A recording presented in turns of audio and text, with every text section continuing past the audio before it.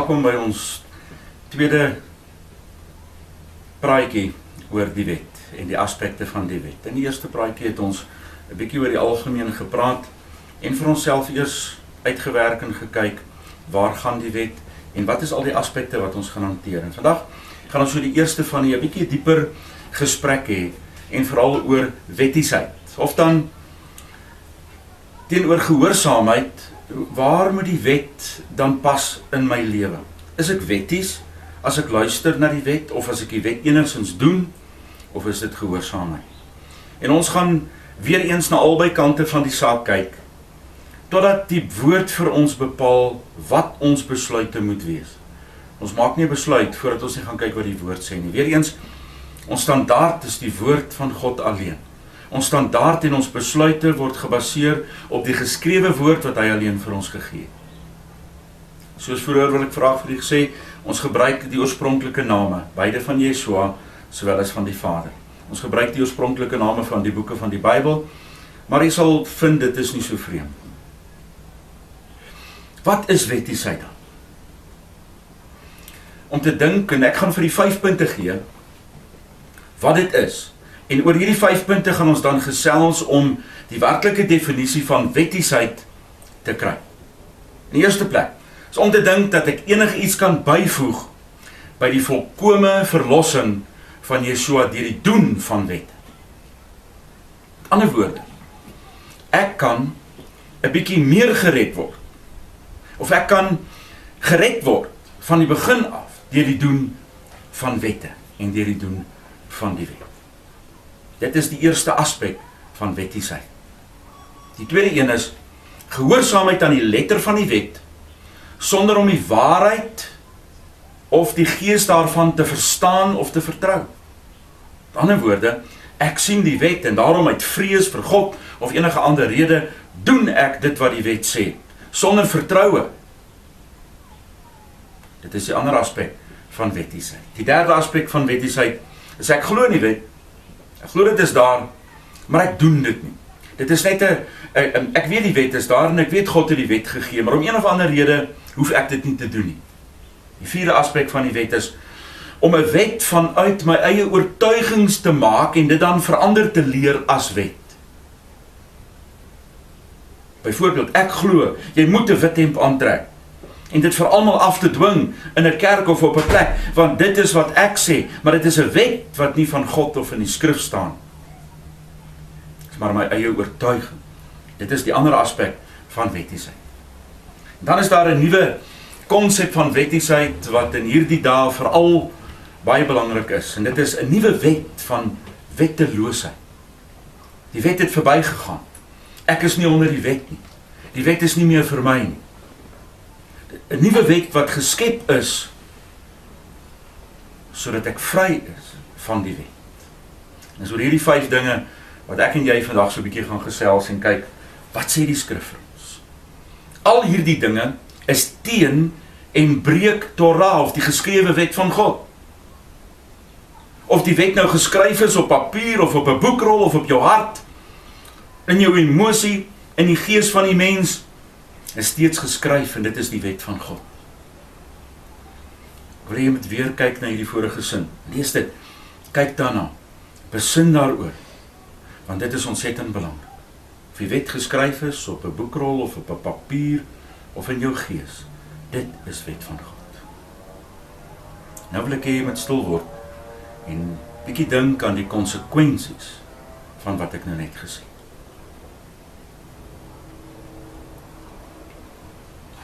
Terwyl jy weer 'n slag daaroor besin, wil ek 'n duidelike onderskeid tref. Dit praat van die wet van God. Ons het in ons vorige opsomming reeds 'n duidelike verskil gesien dat die wet van Moshe of Moses soos jy hom ken, is eintlik die wet van God wat deur sy hand vir ons gegee is. Nie van die wet van mense nie. Nie rabbies nie, nie interpretasies nie, nie genootskappe nie, nie teologie nie. Tradisies of opinies is nie belangrik nie. Die wet wat God op skrif vir ons gegee het. Slegs en alleen die wet wat God self vir ons gegee het, is dit waarna ons kyk. Geskryf deur Moshe, opgesom deur die hand van God op klip. Dit is die wet van God. Ons gaan in 'n verdere van die lesings gaan ons in diepte kyk na hierdie wet. Die opsomming van die wet, wat is die wet? Hoe word die wet saamgestel in sy volle aspekte? Maar slegs dit wat geskryf is in die woord van God, dit is wet. Dit is wat die Vader vir ons gegee het. Hierdie boonste 5 stellings oor wat wettiesheid is, met ander woorde, maniere wat nie die regte manier is om met die wet om te gaan nie. Want ek wil die onderskeid duidelik van die begin af tref. Wettiesheid is nie die manier wat die Bybel bepaal waarmee ons met die wet moet omgaan nie. Om met die wet om te gaan op 'n wettiese manier word nooit in die skrif verkondig nie. Om die waarheid te sê, dis waarteen Saul praat. Dis waarteen die Bybel praat baie duidelik. Baie van ons het 'n sekere deel van hierdie metodes, een van hierdie 5 dinge, iewers in ons mondering en ons lering en ons teologie. Iewers sit 'n deeltjie hiervan vas. Ek wil hê jy moet teruggaan en gaan kyk na hierdie 5 punte en bepaal waar steek my vryheid voor Vader vas in hierdie 5 punte van wettiesheid. Kom ons kyk na die 5 stellings een vir een weer 'n keer. Die eerste een het ons gesê is om te dink dat ek enige iets wat ook al kan byvoeg by die volkome verlossing van Yeshua deur die doen van wette. Ons het reeds kortliks daaraan gaan gekyk ook in die eerste lesing. Yeshua het volkome vir ons redding betaal. Waarom? Wat maak die wet dan nog daar? Waarom is die wet daar? Kom ons gaan kyk weer eens in ons standaard, naamlik die woord van God.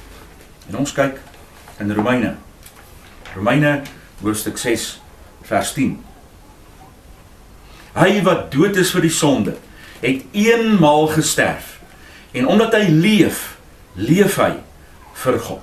In dieselfde hoofstuk, 2 versies vroeër, Romeine 6 vers 8 wil ek hê met u kyk.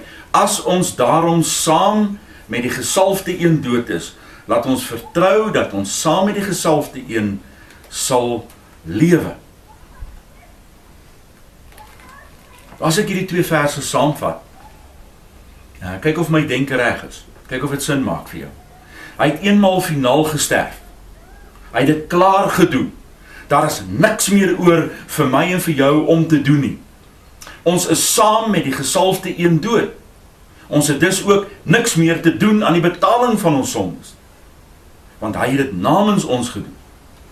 Die lewe wat hy nou leef, nadat hy vir ons sonde gesterf het, leef hy vir God. Ek moet leef soos Yeshua, in Johannes 2 vers 6. As julle dan kinders van God is, moet julle leef soos Yeshua geleef het. Die lewe wat ek nou leef dus, leef ek vir God. Dis tog wat die 2 versies sê. Ek gehoorsaam met ander woorde, God se opdragte, want ek leef vir God, en ek leef soos Yeshua, wat elke een van die opdragte van God nagekom het, geen wet gebreek het nie. So nie kon hy nie my en jou verlosser gewees het. My sonde is reeds betaal. Ek leef in gehoorsaam. So as ons die 2 teenoor mekaar stel, wettiesheid is om te dink ek kan enige iets vir God doen, of ek kan enige iets by my saligheid byvoeg, deur die wet na te kom. Gehoorsaamheid is, hy het gesê, ek doen. Iemand het vroeger gesê in Engels, jy weet, God said it, I believe it, that settles it. Ek sê altyd, dit is waar, ek wil dit 'n stap verder van. God het dit gesê, that settles it. Dit maak nie 'n saak of ek en jy dit glo nie. As God het gesê, staan dit vas. Dan kan ek en jy niks daaraan doen nie. God het vir ons in gehoorsaamheid beveel aan dit wat hy vir ons gegee. Neem tyd. Moenie haastig deur hierdie dinge gaan nie. Neem tyd. Sit die DVD af, bestudeer hierdie dinge baie duidelik. Bedink dit deur, maak seker dit word die eie. Want hierdeur maak ek en jy 'n besluit. Hierdeur maak ons 'n standaard en 'n keuse. Ons het nie opinies oor hierdie dinge nie. Ons vat God se opinie uit die woord van God en maak dit ons eie. Laat toe die betekenis van dit wat ons nou gesê het, die gees van God in die vasgemaak word. En maak en gee vir hom geleentheid, gee vir hom tyd om dit vas te maak, dit te bevestig vir u. As ek gehoorsaam is aan hom, is dit nie wettiesheid. En nou staan die stryd tussen die twee. Ek probeer nie meer betaal vir my sonde nie, maar ek is gehoorsaam aan hom, want ek het hom lief. Ek kyk na die forum van 'n gesprek wat gevoer word oor 'n koerantberig, oor iemand wat die wet van die Vader begin erken en navolg.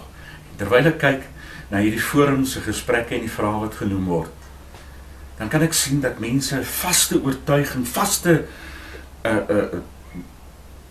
wysheid het, kan ek amper sê, oor wat hulle glo. Die teologie en die kerk en die leer van die godsdiens oor so lang tyd het vir ons dit vasgemaak.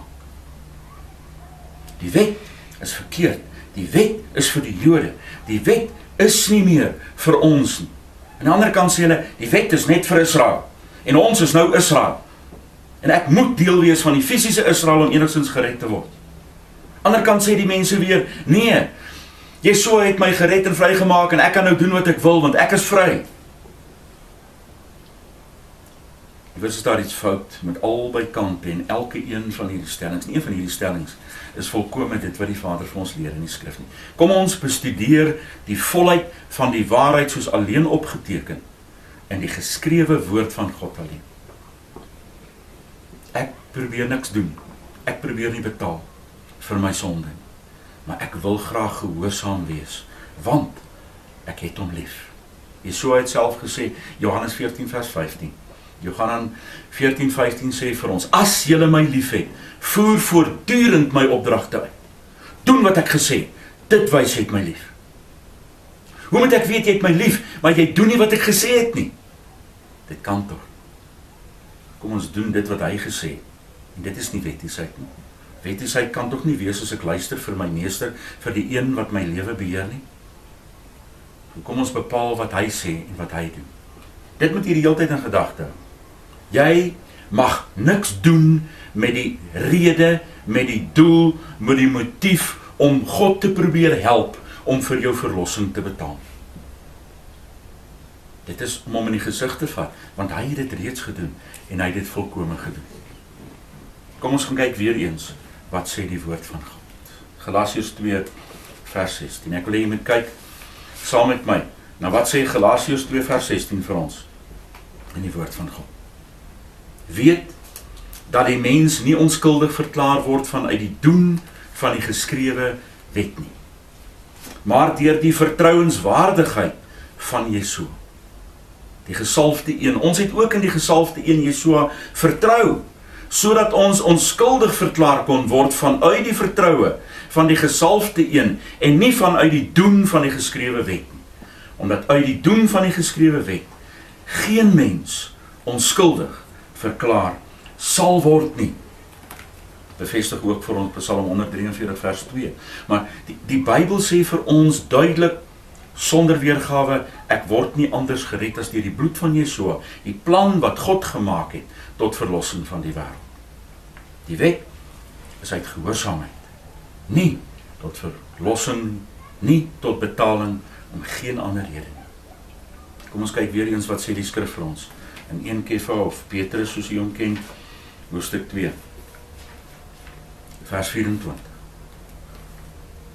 Hy het al ons sondes in sy liggaam op die kruishout opgelig, en as ons dood is aan sondes, sal ons in sy onpartydigheid en opregtheid lewe.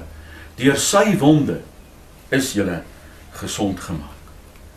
Ek hoop dat jy die skrif glo, en ek hoop dat jy leef in dit wat die Vader vir ons sê. Ons sal leef in sy onpartydigheid, sy opregtheid. Kom ons kyk na die tweede opskrif, die tweede punt van hierdie wettiesheid waaroor ons gesels vandag. En dit is gehoorsaamheid aan die letter van die wet, sonder om die waarheid daarvan te aanvaar of te vertrou. Gehoorsaamheid aan die letter, maar nie die gees. Ander woord, wet sê so, ek maak so uit vrees of om enige ander rede, moet ek dit doen.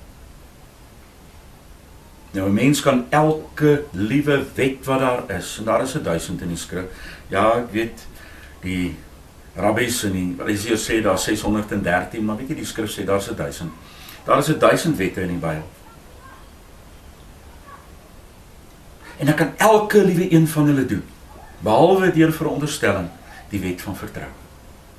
Maar as hierdie dinge gedoen word, sonder die hartsoortuigende vertroue in die enigste God, wat daar is, die God, die skepper wat sy seun Yeshua gestuur het, om die versoening vir sonde te wees, is alles te vergeefs. Niks wat ek doen, is die moeite werd, as dit nie met vertroue gepaard gaan. Die Bybel in Romeine sê ook vir ons, dat dit wat ek doen sonder vertroue is sonde. Maar kom ons kyk na Galasiërs 3, en dit wat die Bybel vir ons daarin sê. Galasiërs 3, vers 1 en 2. O dwaase Galasiërs, wie het julle laat uitval? Want let op, soos hy voor julle oë as die ambagsman uitgebeeld is, Yeshua die gesalfde een toe hy gekruisig is, wil ek alleen dit van julle weet. Het julle die Gees ontvang vanaf die doen van die geskrewe wet, of vanaf die vertroue in wat julle gehoor het? Ons ontvang die Gees deur vertroue.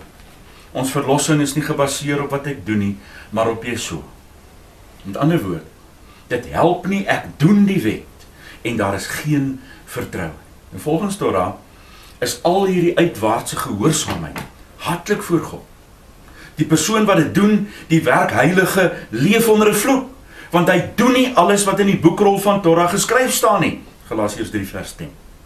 Hy is nie besig om vertroue te hê, om God te vertrou, maar hy is besig om in 'n fisiese daad die wette te doen. En dis hierdie aspek van Torah, van die wet, wat mense gewoonlik voorhou en sê, kyk, God haat die wet, God wil nie die wet hê nie, maar dit is nie waar nie. Dit is net wanneer dit gedoen word, sonder vertroue.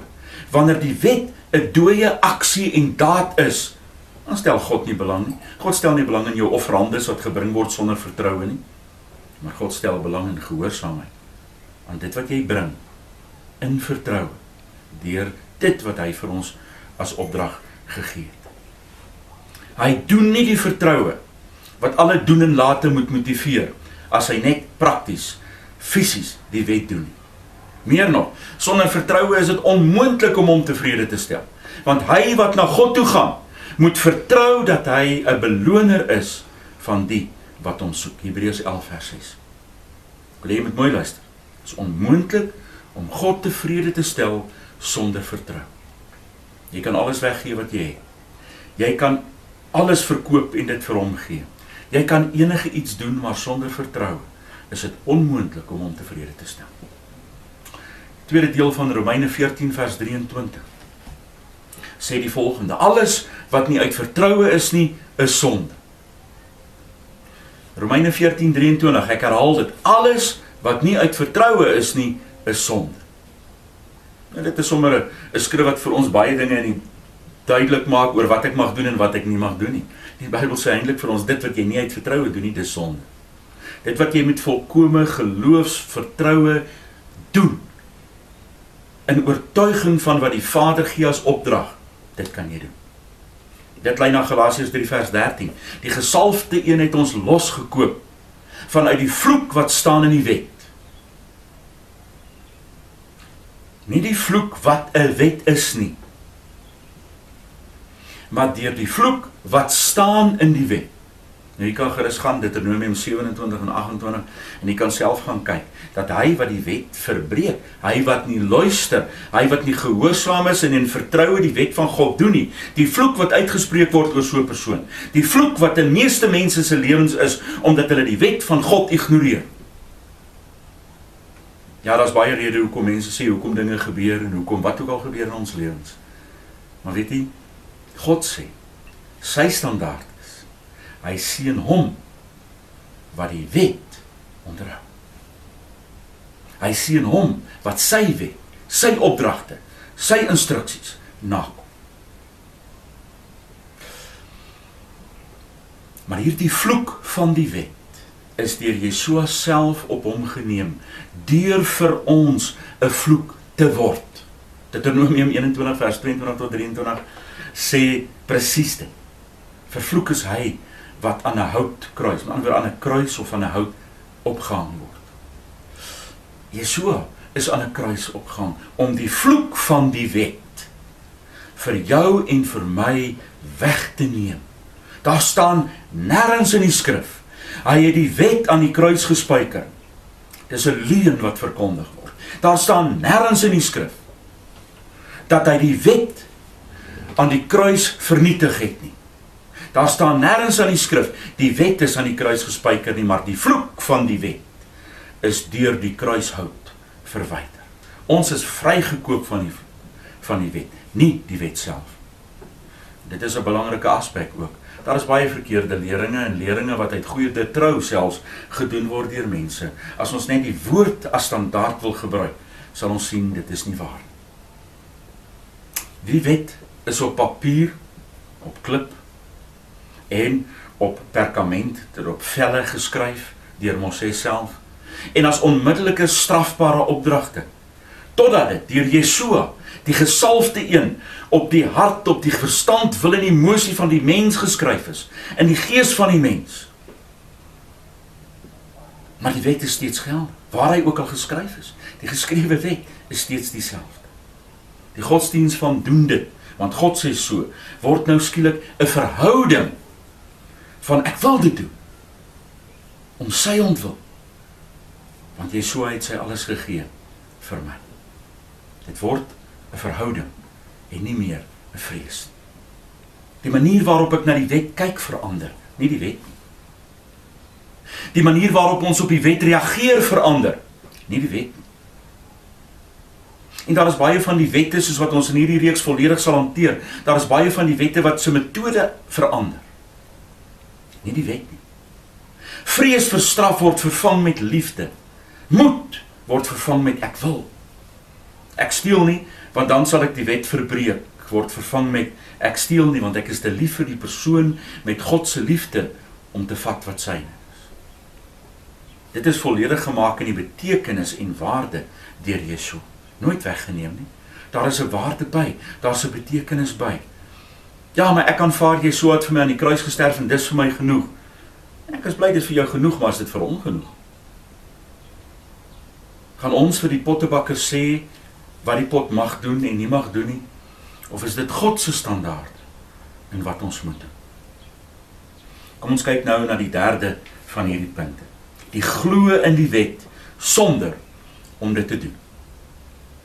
Nou ek dink voordat ons na enigiets kyk, sal jy nie self sê, maar hier is iets vreeslik fout. As ek glo die wet van God is waar en ek doen dit nie, dan is dit blaatante ongehoorsaamheid. Dan het ek nie 'n voet om op te staan. Maar ek wil hê, kom ons kyk weer eens wat sê die woord van God, ons enigste standaard. Kom ons blaai na Jakob hoofstuk 1, of dan Jakobus soos jy dit in die Bybel ken. Jakob hoofstuk 1 vers 22. Wees 'n doener van die boodskap.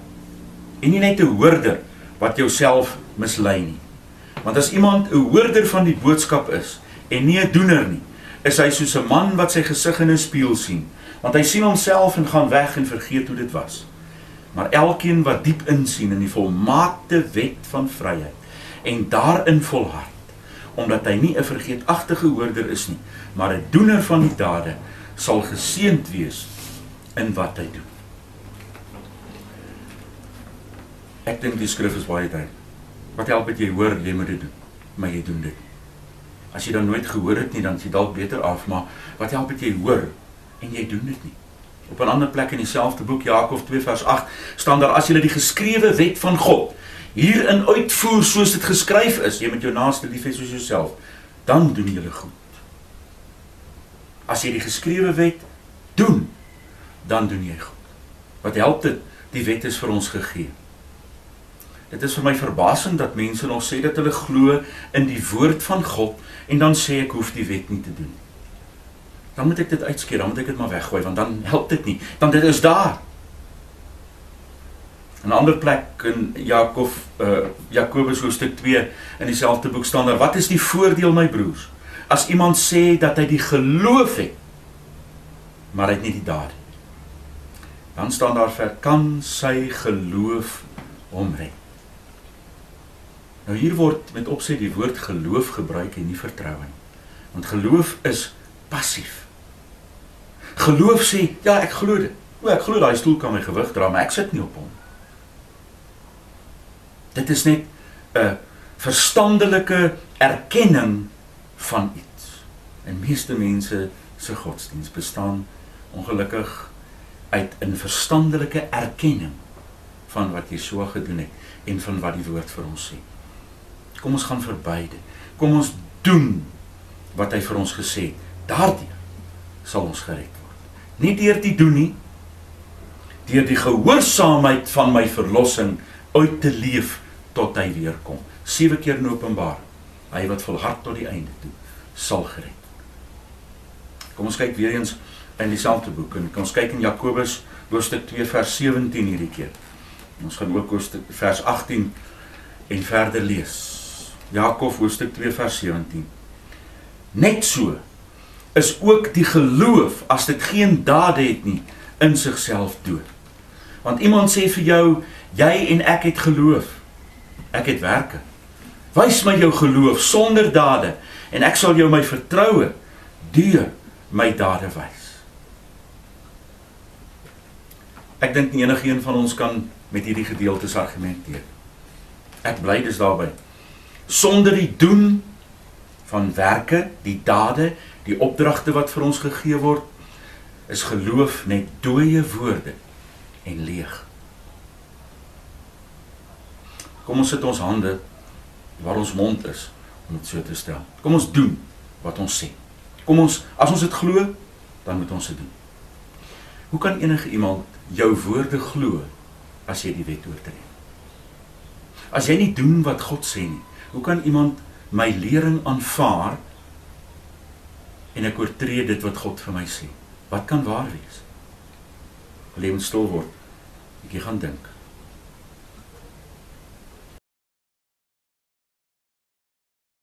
Die 4de punt waaroor ons gesels vandag, om 'n wet vanuit my eie oortuiging te skep, en dit dan op ander toe te pas. Nou deur die eeue heen, word dit baie gedoen. Deur die eeue is dit gedoen deur die rabbies en die fariseërs. Dit is gedoen deur die kerkvaders. Dit is gedoen deur elke een wat 'n sterk oortuiging oor 'n saak van die woord van God het. Om daardie opinie te vat en dit wet te maak. Opinies is nie wet. Opinie is ook nie dit wat God gesê het ons moet doen nie, maar sy wet. Ek wil weer dit duidelik stel, dis vir my 'n uitgemaakte saak. As die lewende skepper God het gesê, is dit wet van God. So nie maak dit nie saak wie iets anders sê. Dit is die wet wat ek moet nakom. Mense se opinies en aanlassings is nie God se wette nie. Al is hy ook 'n rabbi of paus, dit wat God nie gesê het nie, is nie sy wet. En ek en jy moet daardie standaard vir onsself vasmaak. Kom ons kyk, 1 Kefa of Petrus soos jy hom ken weer eens. Kom ons kyk wat sê. 1 Kefa 4 vers 1 en 2. As die gesalfde een daarom in julle plek na die liggaam gelei het, het julle ook dieselfde gesindheid verkry, dat elkeen wat aan sy vleeslike liggaam gesterf het, opgehou het met alle sonde, om gedurende die tyd wat hy in die vlees is, nie meer volgens menslike begeertes te leef nie, maar volgens die wil van God. Ek self of niemand anders kon dit duideliker gestel het. Dit wat ek nou leef, leef ek uit gehoorsaamheid tot die Vader, sy wil en sy wil alleen. Kom ons bly na Kolossense 2 vers 8. Kolossense 2 vers 8 sê vir ons, wees versigtig, dat niemand julle beroof deur filosofie en lewensleidings, volgens die lering van mense en volgens die beginsels van die wêreld, en nie volgens die gesalfde een nie. Kom ons gaan terug na die evangelies, ons kyk wat sê Markus vir ons. Markus hoofstuk 7 vers 6 tot 9. Hy antwoord en sê vir hulle, Jesaja het reg geprofeteer oor julle, toneelspelers van 'n vals karakter. Soos geskrywe is, hierdie volk eer my met die lippe, hulle gedagtes en wil is ver van my af, en verniet vereer hulle my deur leringe te leer, wat opdragte van mense is. Wil ons met 'n oomblik stil staan daarby, voordat ons verder lees. Verniet eer hulle my met lippe, en dan leer hulle leringe, wat opdragte en wette van mense is. Kom ons gaan aan met vers 8. Want julle verwerp die opdragte van God, maar behou die tradisies van mense. Die seremoniele was van potte en bekers en baie ander dinge. Dit doen julle. En hy sê vir hulle, julle verwerp wel die opdragte van God, om sodoende julle tradisies te bevestig. En hy wys vir ons in die skrif voorbeelde daarvan, van hoe dit gedoen word. Ons moet versigtig wees vandag om nie presies dit te doen, waarvan Jesua met die leiers van die sinagoges in daardie tyd gepraat het. Ons moet versigtig wees om nie ons eie wette te maak en vir mense dit te gee. Ons moet pas op om nie vryheidswette te maak en vir mense te sê, dit is wat God sê nie. Wanneer God dit nie neergeskryf het nie, het God dit nie gesê nie. Dan is dit nie van hom nie. Dan maak ons standaarde. En ja, ek weet die Gees praat. En die Gees praat met u en my. Maar as jy mooi gaan kyk, sal jy sien, die Gees bevestig wat Jesua gedoen het. Die Gees lei ons na Jesua toe. Hy sal nooit praat teen dit wat Jesua gesê het. En daarom wanneer die Gees vir jou sê, God se wet is nie meer geldig nie, dan moet jy baie gaan seker maak watter Gees met jou praat, want dit is nie die Gees van God, wat teen die Seun van God se direkte opdragte kan praat. Dit is vir my duidelik, leerstellings van groepe, mense, oorlewerings, tradisie, niks is die wet van God, as hy self dit nie beveel nie. Kom ons aanvaar sy wet, sy opdragte, dit wat hy gegee het. Die vyfde, die laaste deel wat ons vandag oor gaan gesels, wat sy wette is, en dit is 'n nuwe wet, wat al hoe meer en meer sy kop uitsteek, en nuwe dinge wat al hoe meer en meer in kerke gepreek word. Ek versoek u in die liefde van Jesua, gaan maak seker wat jy preek, gaan maak seker wat jy sê.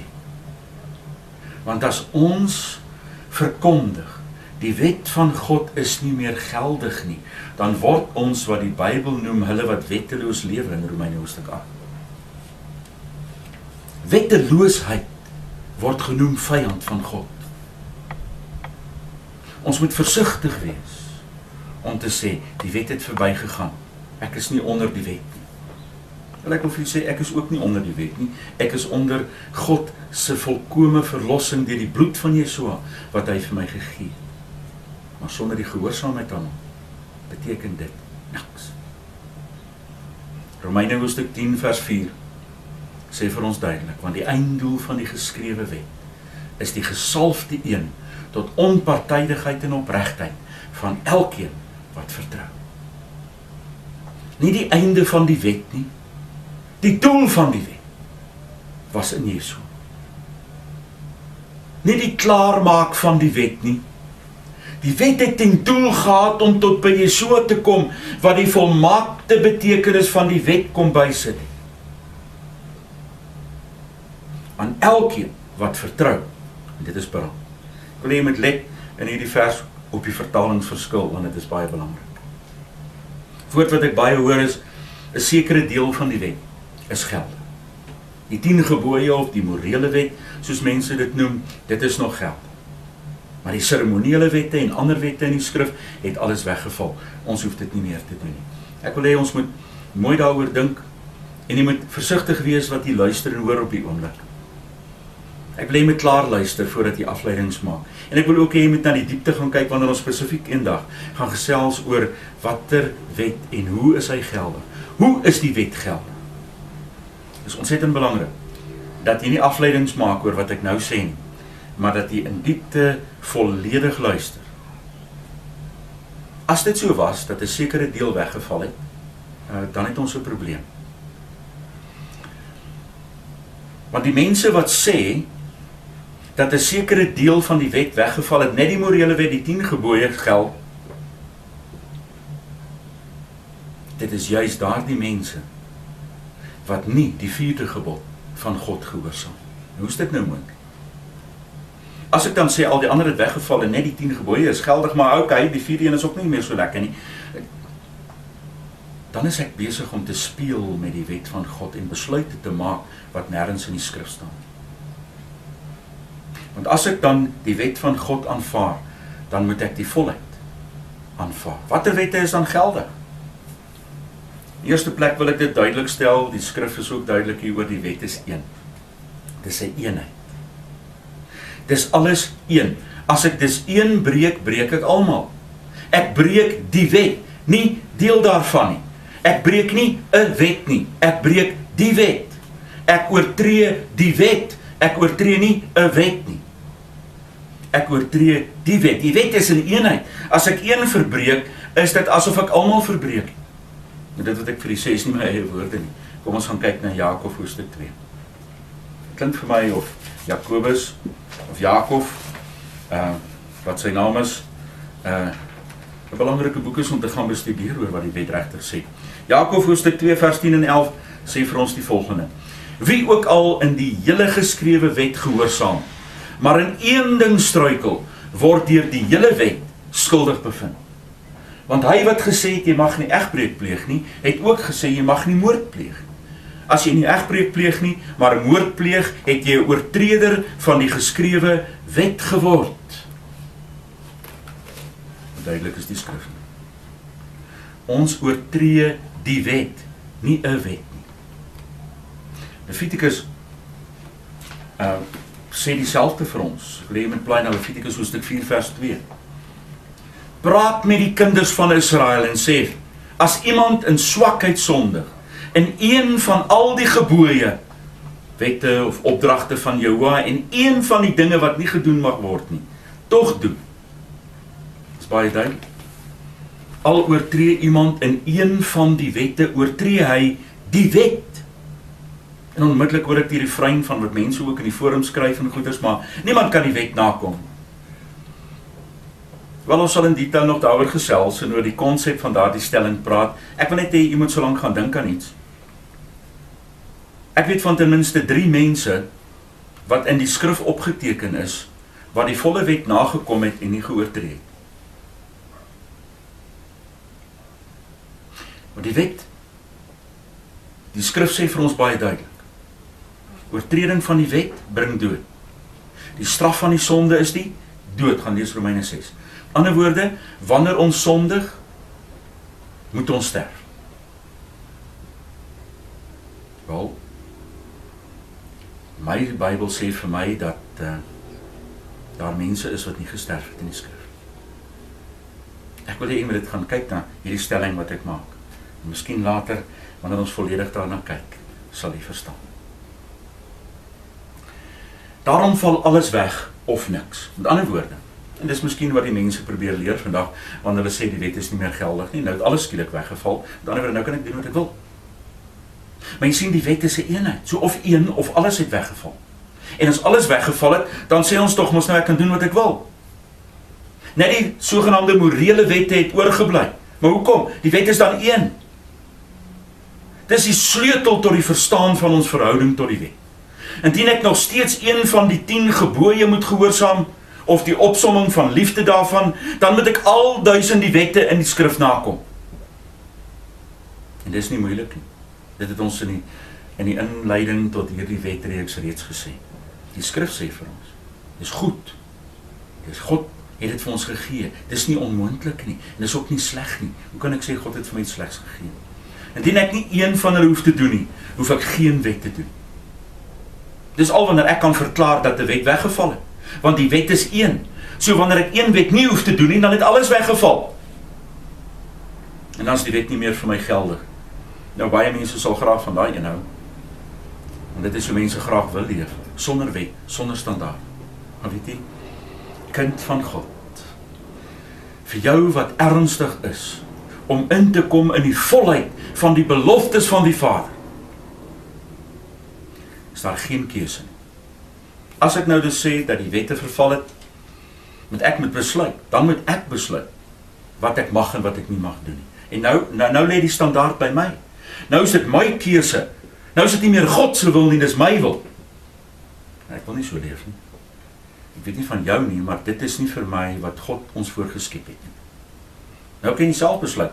Mag ek steel, moord pleeg, hoereer, ander gode dien, God se eie naam gebruik soos ek wil, enige dag as die Shabbat hou, daar's iets vreeslik fout vir my met hierdie gedagtegang. Ek besluit wat reg en verkeerd is. In plaas van dat dit wat reg is, deur God se wet vir ons bepaal. Asseblief, stop hier, dink oor wat ons sê. En dit is sy wil wat belangrik is. As die Bybel reg is, en dit glo ek absoluut, dan het ons geen ander afleiding as dat alles nog geldig is nie. Stop, luister asseblief. Eers klaar. Moenie afleidings maak. Die wette van God is geldig. Met ander woorde, ek moet nog steeds die offers bring. Ja. Maar ek het dit reeds gebring en bring dit steeds deur die aanvaarding en die opneem van die offer van Yeshua. Eens en vir altyd. Net soos wat die man die lam gebring het na die ingang van die tabernakel of die tempel. Daar het die priester dit oorgeneem en hy het dit geslag, terwyl die man sy hand op die lam moes lê, as 'n bewys en oordrag, waarin dit wat hierdie lam gaan lê, dra ek my sonde oor hom, sodat die lam dit op hom kan neem. As jy nie jou hand gelê het op die lam, Yeshua, die lam van God, is jou sonde nie vergewe. Toe sy offer plaasgevind het hy dit gedoen sodat ek my hand op die lam kon lê. Die offer moet ek nog steeds bring. Ek moet nog steeds my hand lê op die lam, want die sondeoffer moet gebring word deur bloed. En wanneer u u hand lê op Yeshua, die sondoffer aanvaar, is my sonde vergewe. Kom ons gaan na Romeine 6, hoofstuk 4. Romeine hoofstuk 6, van vers 4 tot 11. Romeine hoofstuk 6, van vers 4. Ons is saam met hom begrawe in die doop tot die dood, sodat net soos die gesalfde een uit die dood uit opgestaan het, deur die gemanifesteerde teenwoordigheid van sy Vader, ons ook net so in 'n nuwe lewe kan leef. Want as ons een geword het met hom deur dieselfde dood as hy, sal ons ook een wees met hom in dieselfde opstanding as hy. Ons weet dat ons ou mens saam met hom gekruisig is, sodat die liggaam van die sonde vernietig sou word, sodat ons nie langer 'n slaaf van die sonde sal wees nie, want hy wat dood is, het homself van die sonde bevry. As ons daarom saam met die gesalfde een dood is, laat ons vertrou dat ons saam met die gesalfde een opstaan uit die dood en nie meer sal leef of nie meer sal sterf nie, en die dood het geen autoriteit oor hom. Hy wat dood is vir die sonde, het eenmaal gesterf, en omdat hy leef, leef hy vir God. Net so moet julle ook julle self beskou as dood vir die sonde, en dat julle leef vir God in eenheid met ons meester, Yeshua, die gesalfde een. Ja, ons het ons hand gelê op die lam. Hy is vir ons geoffer. Ons leef in hom. Net so ook die vredesoffer, want hy is die prins van vrede, Jesaja hoofstuk 9 vers 6. Hy is die vredesoffer vir ons. Ons het eintlik meer tyd nodig om al die offers vir u uit te lê. Dit sal ons in 'n verdere DVD doen. Maar ek vertrou sy gees, sal hierdie wonderlike openbaring in die gees vasmaak van hoe God dink oor die wet. Yeshua is die volledige plaasvervangende offer van al 5 die offers. As ek dan nie aan die wet onderworpe is nie, tot gehoorsaamheid. Sê vir my, hoekom ry jy nog aan die linkerkant van die pad? As ons dan vry is van die wet. Presies dieselfde rede waarom ons die wet van God nakom. Want dit is vir jou besel. As dit so is, wat is dan die regte manier waarop die wet gesien en hanteer moet word? Wat sê God self? Ek vra jou om asseblief self na elkeen van die gedeeltes wat ons gedoen het vandag te gaan kyk. Dis God se opinie wat tel. Dis God se opinie wat my en jou lewe die moeite werd maak. Nie ons eie nie. Matteus 5 vers 17.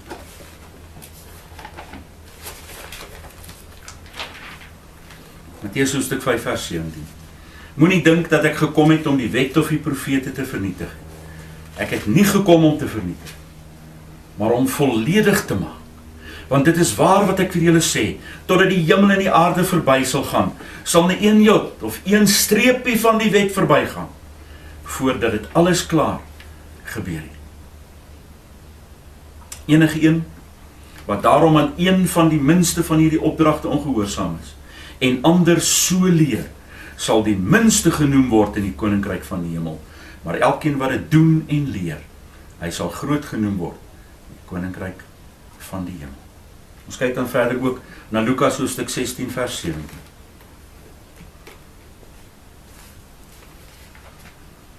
Maar dit is makliker vir die hemel en die aarde om verby te gaan, as dat een streepie van 'n letter van die wet so wegval. Yeshua het gesê, as julle my liefhet, voer voortdurend my opdragte uit. Johannes 14 vers 15. Johannes 15 vers 14, as julle my vriende is, doen wat ek sê. Sê 'n vriend van Yeshua, het jy hom lief? Ja, dit is waar, al hierdie dinge, maar as die wet dan nie net vir die Jode gegee nie. Dit is 'n interessante vers wat ek gevind het in 1 Kronieke, hoofstuk 16 vers 14. 1 Kronieke 16 vers 14 sê vir ons, hy is Jehovah, ons God. Sy wet is in die hele aarde. En die wet is vir jou en vir my. As jy op die aarde bly, as jy deel is van die aarde, dan is sy wet vir jou geldig. Is dit vir jou belangrik genoeg om wat jy ook al glo daar op sy te skuif en te sê, Vader, net wat u sê, dit sal ek doen. I tell you that God cannot lie. He promised to save his people. He never changed his mind. Today he still calls them my people. My people, my people. Can't you see your ways? My people, who walked far from me, are still the same. I am the way. This is my heart's desire, to give you peace. Come back to me. Can't you feel